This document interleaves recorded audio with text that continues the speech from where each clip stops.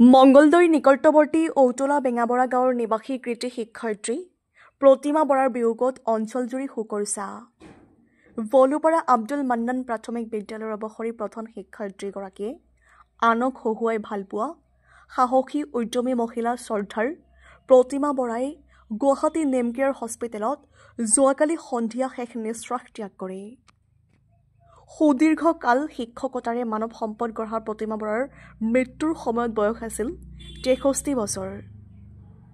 মংগলদৈৰ পৰা মিৰ চাহিল ইৰফানৰ report, AIN live.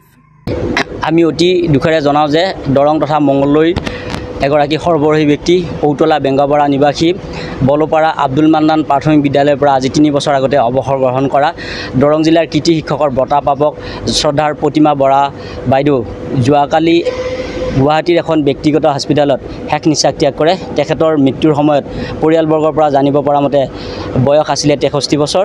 তেখেতৰ মৃত্যুত আমি গভীৰ শোক প্ৰকাশ কৰিছোঁ। আমি কলাগাঁও শিক্ষাখণ্ডৰ শিক্ষক কৰ্মচাৰী বিষয়ববীয়াসকলে অতি মৰ্মাহত হৈছোঁ।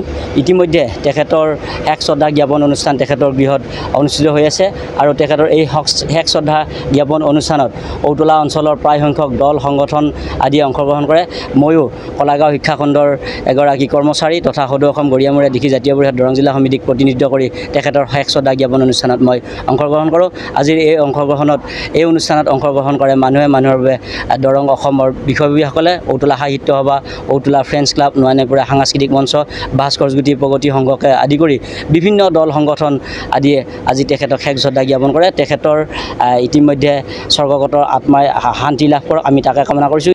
যিকোনো খবৰ আৰু বিজ্ঞাপনৰ বাবে যোগাযোগ কৰক 7896121996 লগতে 7002537271 আৰু 9854011916।